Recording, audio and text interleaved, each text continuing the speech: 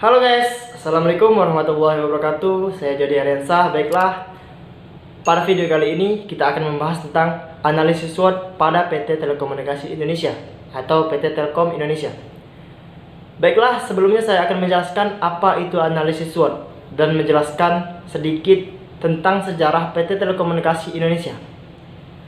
Langsung saja, analisis SWOT adalah identifikasi berbagai faktor secara sistematis untuk merumuskan strategi perusahaan. Ada 4 komponen dalam analisis SWOT. Yang pertama, strength atau kekuatan. Adalah situasi atau kondisi internal yang merupakan kekuatan dari organisasi atau perusahaan pada saat ini. Yang kedua, weakness atau kelemahan. Adalah situasi atau kondisi internal yang merupakan kelemahan dari organisasi atau perusahaan pada saat ini. Yang ketiga, yaitu opportunity atau peluang. Adalah situasi atau kondisi eksternal yang merupakan peluang untuk berkembang bagi organisasi atau perusahaan di masa yang akan datang. Yang keempat, threats atau ancaman. Adalah situasi atau kondisi eksternal yang merupakan ancaman bagi perusahaan dan dapat mengancam eksistensi perusahaan di masa yang akan datang. Selanjutnya, sejarah PT Telekomunikasi Indonesia. PT Telkom adalah suatu badan negara yang bergerak dalam bidang jasa telekomunikasi. PT Telkom menyediakan sarana dan jasa layanan telekomunikasi dan informasi kepada masyarakat luas sampai ke pelosok daerah seluruh Indonesia. PT Telkom pertama kali berawal dari sebuah badan usaha swasta penyedia layanan pos atau telegraf yang didirikan kolonial Belanda pada tahun 1892. Pada tahun 1961, status jabatan berubah menjadi perusahaan negara pos dan telekomunikasi. Kemudian pada tahun 1965, pemerintah memisahkan menjadi perusahaan negara pos dan giro dan perusahaan negara telekomunikasi.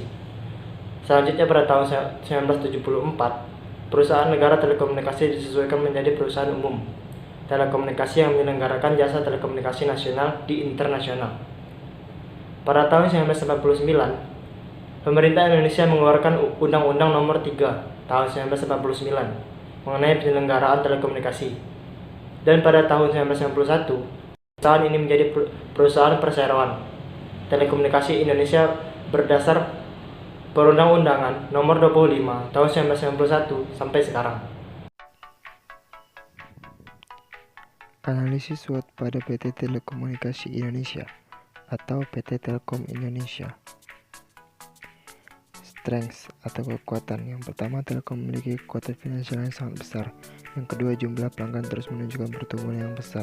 Yang ketiga, memiliki keunggulan strategis seperti pilihan produk, cakupan yang luas, serta beragam jenis layanan yang ditawarkan. 4. Mempunyai jaringan infrastruktur yang luas mencakup seluruh wilayah tanah air, sehingga sangat mempermudah perusahaan untuk melakukan ekspansi dan penetrasi pasar. Yang kelima, sejumlah departemen dan instansi pemerintah membeli layanan Telkom. Mereka menjadi pelanggan langsung sehingga menambah kekuatan dan kepercayaan publik. Yang keenam, dari sisi keuangan, Telkom terus menunjukkan arus kas yang kuat dan juga memiliki rasio utang terhadap ekuitas yang sehat. Weakness atau kelemahan. Yang pertama, langkah strategis merger dan akuisisi. Investasi serta pengelolaan anak perusahaan memiliki peluang dan risiko yang besar sehingga bisa mempengaruhi keadaan keuangan yang dimiliki perusahaan.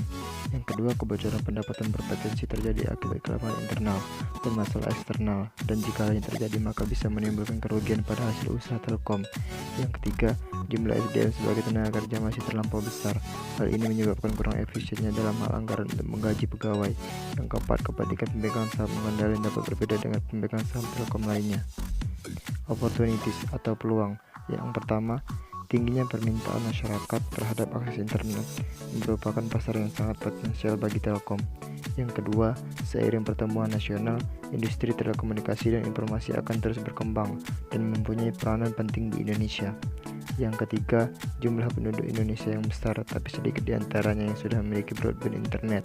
Hal ini tentu menjadi peluang pasar yang sangat baik bagi pertumbuhan bisnis Telkom.